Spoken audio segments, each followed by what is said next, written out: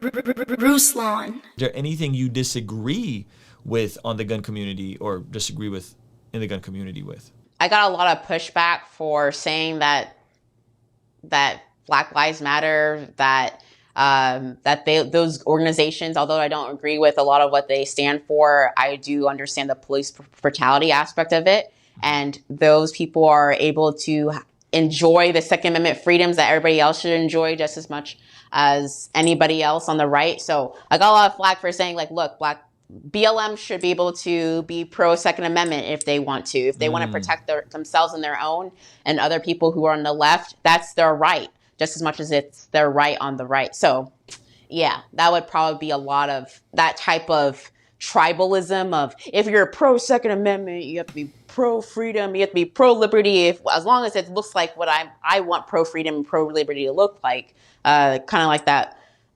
speech against police officers type of thing. It's just a lot of hypocrisy there, where people are not across the board looking at freedoms and saying that the Second Amendment is for every single individual, even those you don't agree with as well. So we have to be more like that, but we still see a lot of that, unfortunately, in the 2A community. Yeah, that's a bummer. That's a real, again, and I just don't understand how we can't acknowledge basic stuff. Like, it just doesn't make sense to me. I really don't get it. It's like you have, like, it becomes so binary. You have to, all of it has to all be these 5 things. And if you're not as conservative as these 5 points, then you're a leftist. And I'm like, yo, and I get this on my channel. So I'm like, yo, y'all really don't listen to me. Like, you really don't understand the paradigm I'm approaching the world from.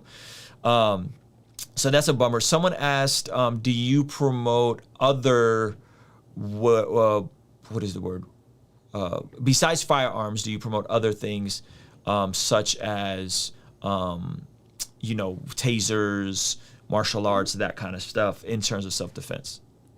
Oh yeah, absolutely. And if anything, I'm trying to learn more on my side of like learning more about things that are non-lethal. But I've been a big advocate for tasers, for pepper spray. In fact, I do a lot of things with Kimber when it comes to their pepper blasters. I give that away a lot. I did a lot of stuff on college campuses where, unfortunately, you're not even talking about the gun argument. You're talking about self-defense and the fact that if you look at the actual legal code, or the code of conduct on most of these college campuses, you guys think that, oh, well, as long as you don't have a gun, that's fine. A lot of these campuses don't even think you should have a taser.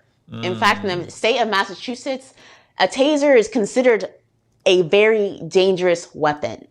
A pepper blaster is considered a very dangerous weapon. It is illegal for you to use it on a college campus, a public university in Massachusetts. So it's not just about gun or no gun. It's about, does that school, that entity believe that you as an individual should have the right to use something lethal or non-lethal for your own self-defense and preservation? A lot of the college campuses will say no. If you look at the college code of conduct, most of them will say no. So it's not even about gun or no gun or pro-gun or gun control or not. It's the whole level down concept is that they think that they should be the only ones who determined whether you should have the right to defend yourself. On my college campus in Texas, a few years before campus carry was in effect here in Texas, my college administration ordained means of self-defense was having my 911 already pre-dialed on my cell phone in my one hand and having my rape whistle that I would have in my other hand that I got for freshman orientation. Gosh. Like, that was the code of conduct allowed type of self-defense. Obviously, it's not self-defense if you're calling after the fact, but that's what a lot of people are left with, is those means. So all I have to say, absolutely, totally okay with tasers, totally okay with pepper blasters, but even just like a firearm, you have to know how to use those two things, or you will probably get harmed in using them if you don't know. Somebody asked this, should there be more regulations on who can receive firearms in the U.S.? Is there any form of common sense gun control that 2A supporters such as yourself advocate for, mental health, rifles, etc.? I think that's a fair question. Are there any common sense gun laws that you would be like, yeah, like I think maybe a mental health registry, or I don't know what some of the things are being proposed. I would love to hear your thoughts on that. Yeah, unfortunately, anti-gunners tend to use common sense. That's a very common phrase, common sense.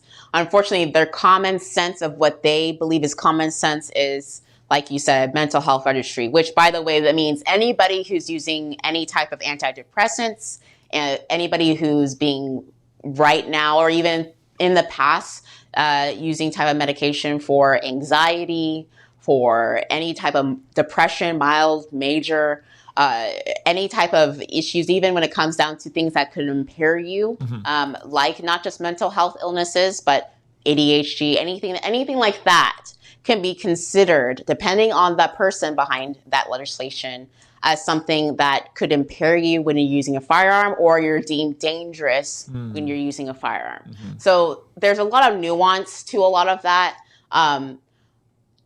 I will just say, based on, for example, HR 8, which is the bill, the universal background checks, which is not really, I'll go into that. And then HR 1446 that just passed the House a couple days ago in U.S. House of Representatives. So what that actually looks like when you're talking about it, people are, extending background checks, right, to a 20-day waiting period is what 1446 wants to do. You guys have a 10-day waiting period in California. So you know, like you just said, how cumbersome that is. Add that in addition to a 20-day waiting period federally.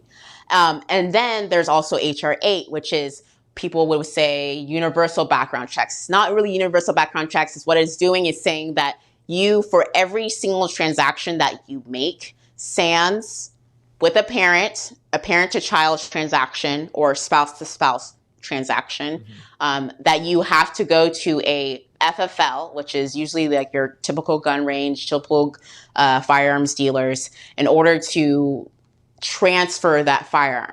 A transfer is not just I'm selling a firearm to somebody else. A transfer is, hey, like my brother in Colorado who called me up a few months ago when all this stuff with COVID was happening and all these governors were saying, look, a gun range or Second Amendment is not considered essential. Those are closed down, like what happened last year. And that's why we had such a big buying spree of guns. My brother was, oh, hey, can I borrow your firearm because I'm not able to buy any right now? Oh, yeah, can't do that because under this law, private transactions must be transferred through an FFL to another FFL. So if that's not open, like the governor says it's not essential, if that's not available to you, if the government finds out that I handed my brother a firearm to use for a limited amount of time, just to borrow, to go to the gun range, that is, you are now a felon under that law. Wow. So that is what the actual bills are saying. And so there's so much nuance to that there's always like fluffy language. Oh, universal background checks. Most people agree with that. Or private sales. Most people agree with that. But you don't see until you actually read the bills how it's actually going to impact you on a day-to-day basis until you're paying attention. So that's just one of the bills that people would say are common sense. So for the most part, no, I will not agree with most common sense gun control because first of all, it's not really common sense. Second of all, for the most part, if you look at the Constitution, if you look at the Second Amendment, it doesn't say anything about having common sense gun control. It says shall not be infringed, and it also says to protect your right to keep and bear arms, and that means all arms. So that's my standard. Thank you so much for making it through the end of this video. If you enjoyed it and maybe you're feeling inspired to jump into some YouTube creator content, maybe you're an expert in the field, I have a super dope course coming very soon. No, it's not a $5,000 or $1,000 mastermind course. It's gonna be extremely affordable. So that's on the way, but we want to give you guys a free training and PDF that's available right now. So be sure to opt into that in the description below or in the cards. Joshua the King came down and bore it all. Yeah, conversations front of the fireplace. All of my mistakes, how do I erase? Wanna operate at a higher pace. Burn birth pains, causing the body to dilate. On a first name basis with the worst pain facing. Moments in isolation. See, I was hoping I would do this to get more family time. A busy mind and worried heart, is this not where I reside? I subscribed that all that traveling wasn't doing well for my soul. Glad I never made it when my name went through the rumor mill. I suppose that the Lord knows I'd have failed. Instead I'm doing well at home, out my shell. Good book off the shelf, more dubs off the L's. I told Ray they ain't just gon' know us, they gon' know us well. Happy to have failed my way to success. With my family by my side, Lord knows what's next. Yeah, I shoot where the king came down and bore it all. I know a few things, never claimed to know it all. But I know it's off, never noticed y'all. Hit a protocol, need an overhaul. Need an overhaul, I need an overhaul.